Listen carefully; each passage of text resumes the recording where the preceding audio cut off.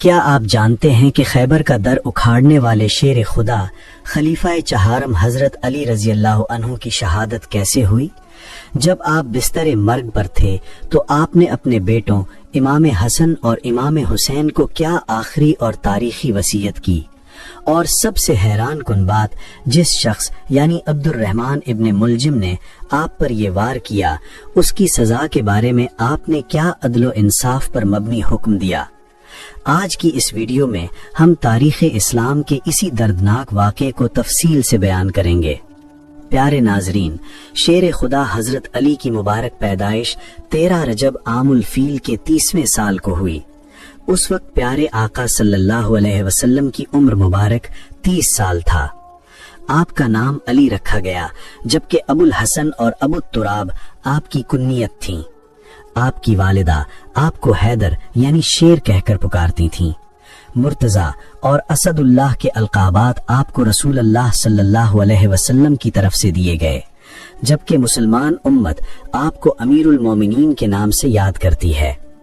آپ حضور صلی اللہ علیہ وسلم کے شفیق چچا ابو طالب کے فرزند تھے۔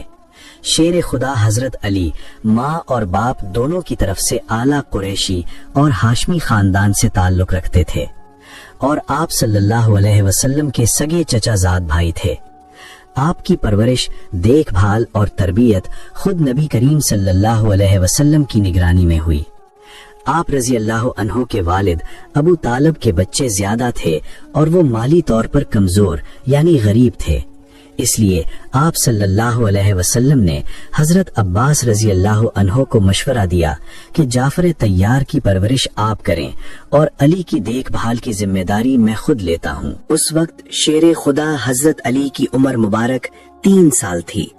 اس طرح نبی صلی اللہ علیہ وسلم کے ساتھ رہنے کی وجہ سے آپ کی زندگی بچپن ہی سے جہالت اور برائیوں کی گندگی سے پاک رہی۔ بڑے ہوئے تو سفر ہو یا گھر میں قیام، آپ صلی اللہ علیہ وسلم کے ساتھ ہی رہنے لگے۔ گھر کے تمام کاموں میں ہاتھ بٹاتے اور اپنی عمر کے لحاظ سے ذمہ داریاں پوری کرنے میں بھی مدد کرتے۔ اسی وجہ سے آپ کی عادات اور اخلاق پر نبی صلی اللہ علیہ وسلم کے اخلاق کا گہرا اثر تھا۔ حضرت علی رضی اللہ عنہ کی عمر ابھی صرف 10 سال کی تھی کہ ان کے شفیق مربی کو دربار خداوندی سے نبوت ملی۔ چونکہ حضرت علی رضی اللہ عنہ آپ صلی اللہ علیہ وسلم کے ساتھ ہی رہتے تھے، اس لیے ان کو اسلام کے مذہبی مناظر سب سے پہلے نظر آئے۔ چنانچہ ایک روز حضرت صلی اللہ علیہ وسلم اور ام المومنین حضرت خدیجہ رضی اللہ عنہا کو مصروف عبادت دیکھا۔ اس مؤثر نظارہ نے اثر کیا تو آپ نے پوچھا، آپ دونوں کیا کر رہے تھے؟ سرور کائنات صلی اللہ علیہ وسلم نے نبوت کے منصب گرامی کی خبر دی اور کفر و شرک کی مذمت کر کے توحید کی دعوت دی۔ حضرت علی رضی اللہ عنہ کے کان ایسی باتوں سے آشنا نہ تھے۔ متحیر ہو کر عرض کی، اپنے والد ابو طالب سے اس کے متعلق دریافت کروں؟ چونکہ سرور کائنات صلی اللہ علیہ وسلم کو ابھی اعلان عام منظور نہ تھا، اس لیے فرمایا کہ اگر تمہیں تامل ہے تو خود غور کرو، لیکن کسی سے اس کا تذکرہ نہ کرنا۔ حضرت صلی اللہ علیہ وسلم کی پرورش سے فطرت سمر چکی تھی، توفیق الہی شامل ہوئی، اس لیے زیادہ غور و فکر کی ضرورت پیش نہ آئی، اور دوسرے ہی دن بارگاہ نبوت میں حاضر ہو کر مشرف باسلام ہو گئے۔ وہ رسول اللہ صلی اللہ علیہ وسلم کی خدمت میں ابو طالب سے پوشیدہ آیا کرتے اور اپنے اسلام کو رسول اللہ صلی اللہ علیہ وسلم کی حسب ہدایت ظاہر نہیں کیا۔ پہلا شخص جس نے رسول اللہ صلی اللہ علیہ وسلم کے ساتھ نماز ادا کی وہ علی رضی اللہ عنہ تھے۔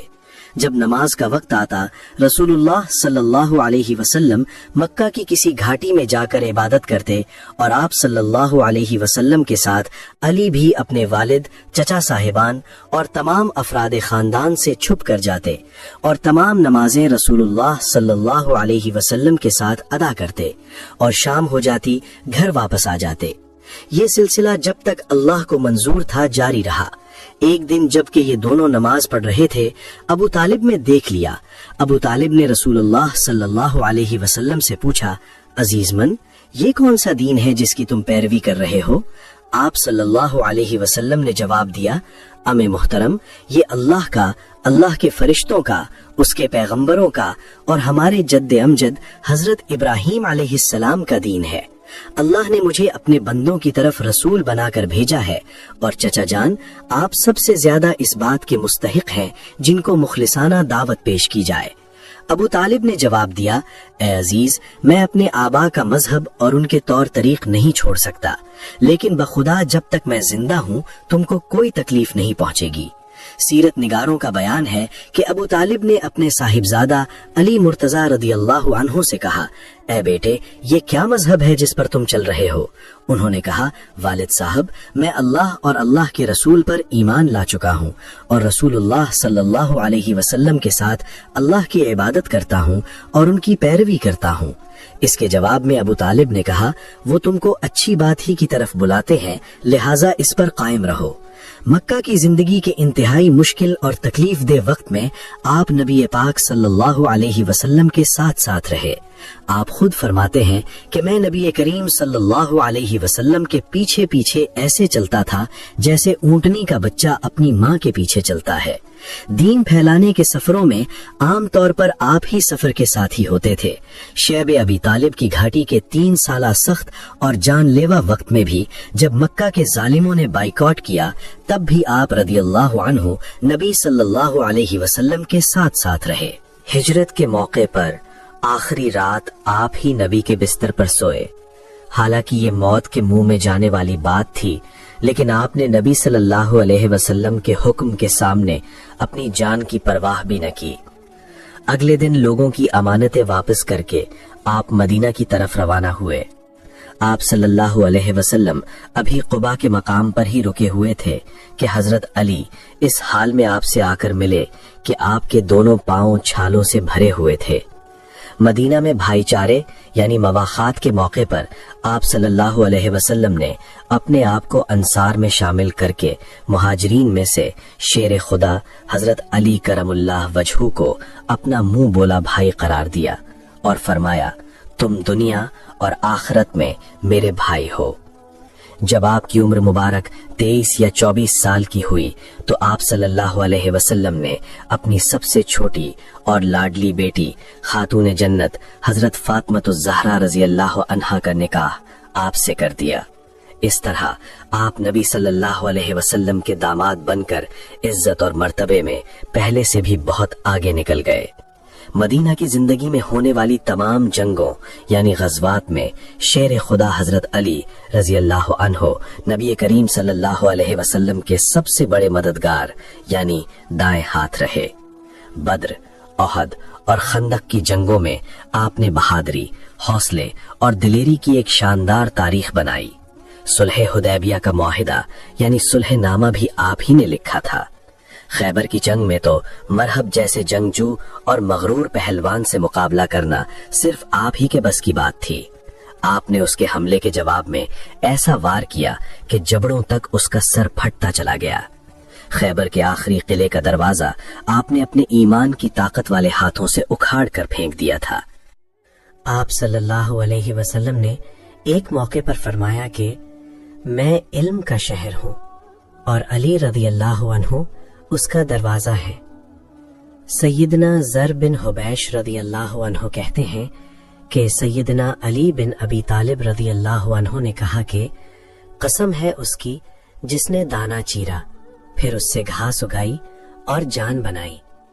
رسول اللہ صلی اللہ علیہ وسلم نے مجھ سے عہد کیا تھا کہ مجھ سے سوائے مومن کے کوئی محبت نہیں رکھے گا، اور مجھ سے منافق کے علاوہ اور کوئی شخص دشمنی نہیں رکھے گا۔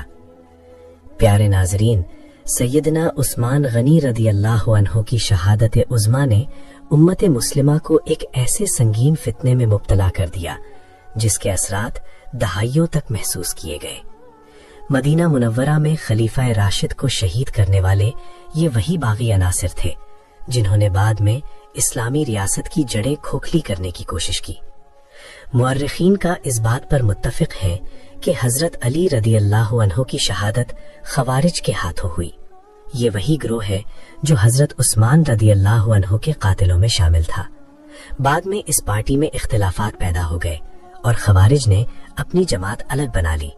باغی پارٹی کے بقیہ کان بدستور حضرت علی رضی اللہ عنہ کے گرد و پیش میں موجود رہے، تاہم ان کی طاقت اب کمزور پڑ چکی تھی۔ तीन खारिजी इब्ने मुलजिम, बरक बिन अब्दुल्ला और अम्र बिन बकर तैमी इकट्ठे हुए और उन्होंने मंसूबा बनाया हजरत अली, मुआविया और अम्र बिन आस रजी अल्लाह अन्हुम को एक ही रात में कत्ल कर दिया जाए। उन्होंने अपनी तरफ से अपनी जानों को अल्लाह ताला के हाथ फरोख्त किया, खुदकुश हमले का इरादा किया और तलवारें जहर में बुझा लीं। इब्ने मुलजिम कूफा आकर दीगर खवारिज से मिला जो खामोशी से मुसलमानों के अंदर रह रहे थे। उसकी मुलाकात एक हसीन औरत कतामा से हुई जिसके बाप और भाई जंगे नहलवान में मारे गए थे। इब्ने मुलजिम उसके हुस्न पर फरेफ्ता हो गया और उसे निकाह का पैगाम भेजा। कतामा ने निकाह की शर्त ये रखी कि हजरत अली रजी अल्लाह अन्हु को कत्ल कर दिया जाए। एक खारजी शुबैब ने इब्ने मुलजिम को रोका भी और हजरत अली रजी अल्लाह अन्हु की इस्लाम के लिए खिदमात का हवाला भी दिया, लेकिन इब्ने मुलजिम ने उसे कायल कर लिया। ये 19 रमजान 40 हिजरी और सुबह का वक्त था। हजरत अली रजी अल्लाह अन्हु मस्जिद में तशरीफ लाए और इब्ने मुलजिम को जो मस्जिद में आकर सो रहा था जगाया। जब आपने इमामत शुरू की और सर सजदे में और दिल राजो नियाज़े इलाही में मसरूफ था कि इसी हालत में शकी इब्ने मुलजिम ने तलवार का निहायत कारी वार किया। सर पे जख्म आया और इब्ने मुलजिम को लोगों ने गिरफ्तार कर लिया। इसके बकिया दो साथी जो हजरत मुआविया और अम्र रजी अल्लाह अन्हुमा को शहीद करने रवाना हुए थे, नाकाम रहे। बरक बिन अब्दुल्ला जो हजरत मुआविया को शहीद करने गया था, उन्हें जख्मी करने में कामयाब हो गया, लेकिन उन्होंने उसे पकड़ लिया।